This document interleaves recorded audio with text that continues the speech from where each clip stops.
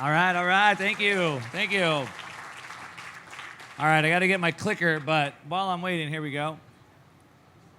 Let me just see a show of hands real quick. Who likes to wait for long periods of time? No. Oh, Nico likes it. Nobody likes that. Who finds it easier to wait if you know how long you have to wait for? Right? That's better, right? Who would like to know how long you have to wait for with Bitcoin to take off? All right, so that's what we're going to talk about. We're going to talk about Bitcoin, the recurring theme, how we are in a recurring theme, and we can look back through history to find out where we're going in the future, how long it takes, what the stages are, what it looks like, and most importantly, what we should all be doing during this process if we want to see the future we want. We want the hyper-Bitcoinization. We want the free world with sound money. Then there's things that we all have to do. Now, disclaimer, real quick, I'm talking my book, okay? I do own Bitcoin, and I hope you guys buy some and my book goes up. So that's my disclaimer for you. Hopefully you guys own some Bitcoin, that's why you're here. All right, so we're gonna talk about the recurring theme. Let's talk about this. So first of all, when you look back through thousands of years of history, what you see is it's always technology that changes the world. Technology changes the way that we work, we organize, we communicate. And so everything in the world changes based off of technology. It's the fuel of the capitalist system. Shameless plug, I co-authored a book with Alex Fetsky called The Uncommunist Manifesto. We break down the capitalist system being natural, emergent, organic, and it's technology that's always the fuel of that. Something as simple as a stirrup for a horse, the gunpowder revolution that changed the world, and even Bitcoin. But what does it look like? About every 50 years, we have a technological revolution. We've had 5 so far, and I'm going to make the case that we're entering the 6th one right now. So, starting in 1771, we had the Industrial Revolution. All of humanity changed. We had people working in farms and the cottage industry. And now we had machines that could do the work of 5,000 men. Now, what would these 5,000 men do? Turns out, things like science, medicine, things like that. It's pretty cool. About 50 years later, steam engine, railways. About 50 years later, steel, electricity, heavy equipment. About 50 years later, we had oil, automobiles, mass production. About 50 years later, in 1971, the age of the microprocessor, telecommunications, internet. Pretty cool. Add 50 years to 1971, puts us right here today, and I'm arguing that we are now entering the 6th technological revolution. Now, what does that mean? Well, it's the decentralized revolution. So each revolution picks up where the last one ended, where it failed, and reinvents it. So we're entering what I call the decentralized revolution. Now, technological revolutions are different than new technologies in a couple core ways. So what technological revolutions do is it's a cluster of new technologies. So it's not just one. So in 1908, we had the automobile, but it wasn't just the automobile, it was the oil fuels, and mass production. So this cluster of new technologies allowed all this to grow. So it's a cluster of technologies that generate explosive growth, but it also uses interrelated or older technologies. So for example, the internet is sort of at its end of its rope. It's been taken over. It's been centralized. It's full of censorship. It doesn't serve our purposes anymore, but there's still bits and pieces of it that we can use as the new technological revolution takes off, which is exactly what we're doing. And when we add all of that together, it creates a higher level of productivity for the whole system. The internet was amazing. Telecom, internet, working from home, Zoom. We can buy stuff online. We have now instant transactions, but we don't have instant settlement. So it's met the end of its rope, and we have another technology that's coming that will lead to a greater level of productivity for the entire system. Now, technological revolutions are different than new technologies in a couple of core ways. There's 4 ways we'll break down. First of all, it's the scope and the impact. And so, again, a technology is cool, like the iPhone. Who uses an iPhone? We love the iPhone. It's a great piece of technology if you like being spied on, but I use it anyway. Sacrificing security for convenience. We're all guilty. Not Stefan Livera. He's not guilty. He's using a privacy phone probably. But that's cool. It took a computer and a phone, put them together. Okay, that's cool. But it didn't really change the course of humanity. So the scope and impact is different. The economic and social impact is different because, as I said earlier, technology changes the way that we work, the way that we organize, the way that we communicate. Bitcoin is changing all that. It changes our ideologies. It changes the institutions that we have. The current institutions don't like being disrupted, and you can see how Bitcoin is already disrupting institutions like the bankers, the BIS, the central bankers, and yes, even the government.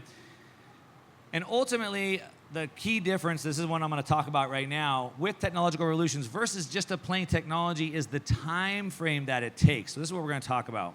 So you've seen things like an S-curve. You guys seen that? You measure technology with like an S-curve and it tells you how long you reach adoption, okay? That's for technology. Revolutions take longer. So let's break that down. Now, real quick, just so you can get a better understanding of what I'm talking about here, in 1908, we had the age of oil, automobile, and mass production, okay? So, cool. We got a car. We got the Model T. It's sitting in my front yard. What am I going to do with it? Because I ain't got no roads to drive it on. And even if I had roads, there's no gas stations. So what do I even do with my car? There's not a lot I can do. And it wasn't just one car, it was mass production. Now, if you think about it, we don't just need a road. Oh, yeah, simple. Let's just get roads, sure. Well, how do we get roads? Well, we need like big Caterpillar tractors. Great, well, who's going to design that? Who makes the engine, and who makes the seats, and who makes the rubber that goes on the tires, and where's the plant, and how do we transport that rubber to this, and where's the molds, and like, it doesn't just happen. Thousands of technologies, thousands of companies have to go in just to making that. Oh, we need gas stations. Oh, cool, just gas stations, no big deal. Who makes the rubber that goes on the handle that goes in the thing? Who makes the measure that goes in the tank to know how much gas I have? Who designed the pressure system to move the gas from the truck into the tanks?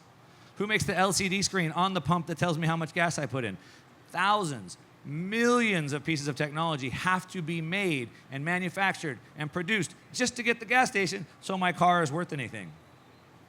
Now, we're witnessing another technological revolution, the age of Bitcoin, and again, it's a cluster of technologies. It's not Bitcoin, right? Blockchain is the technology, right? It's all about blockchain? Oh, no? That's not how it works?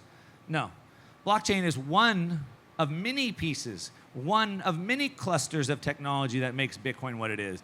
Peer-to-peer networking, proof of work, cryptography, blockchain, or as Satoshi called it, time chain, not blockchain. And it's a group of technologies that come together. A better way to illustrate it is thinking about this. Bitcoin is a commodity. It's not a security. It's a commodity, like oil. Oil is a commodity. And you can buy oil. You can buy oil futures. You can buy a barrel. I probably wouldn't recommend it. But oil is cool. Oil is a commodity. Oil drives the world. But think about the thousands or maybe millions of technologies and companies in the oil industry. How do we get oil out of the ground? Oh, we drill it. What about the new drill head? What about the new horizontal drilling? What about the groundwater that we pump in and clean it?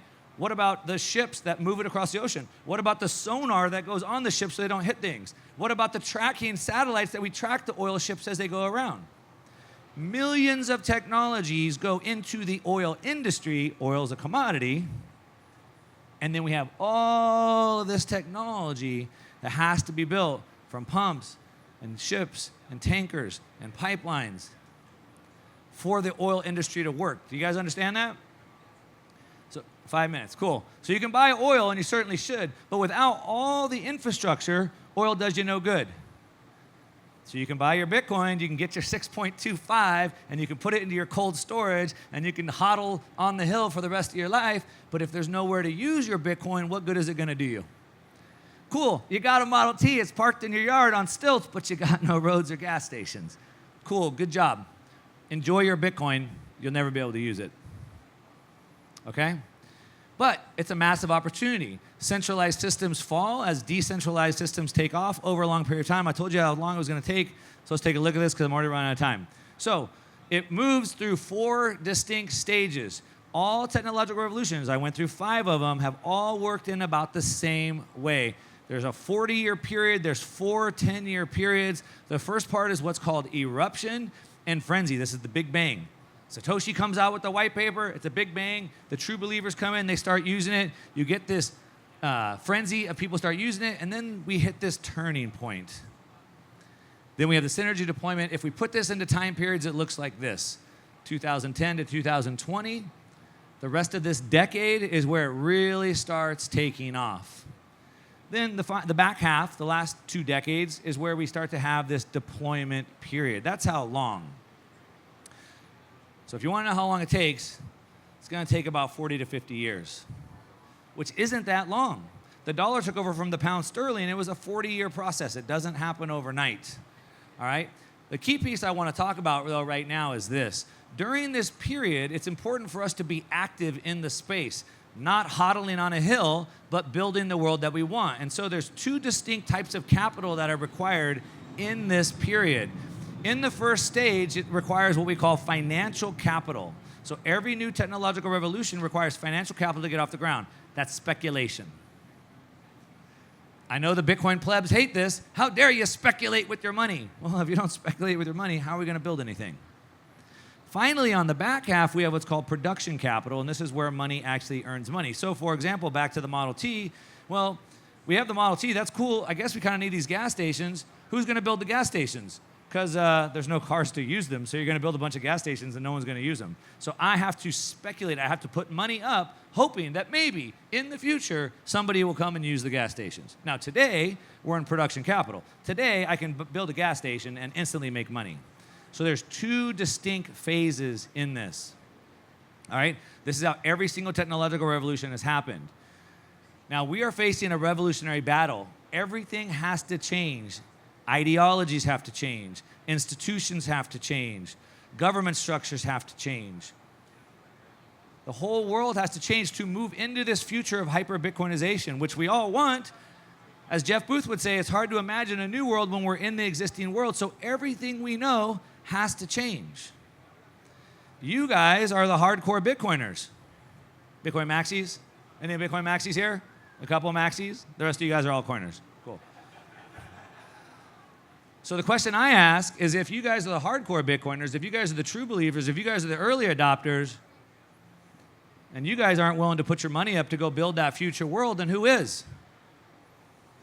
The no-coiners, they're going to go build it for you? The altcoiners, they're going to go build your Bitcoin world? They ain't going to do it. So my challenge to you is, it's easier to understand how long we have to wait when we don't have to wait. It's going to take 40 years. It's not going to magically happen in 40 years. It's a process. We're living through it. We're witnessing every single day. We're witnessing new technologies. We're witnessing new cases being, brought up. Texas is redefining their energy grid using Bitcoin mining. We have 4 nations now mining Bitcoin. It's happening.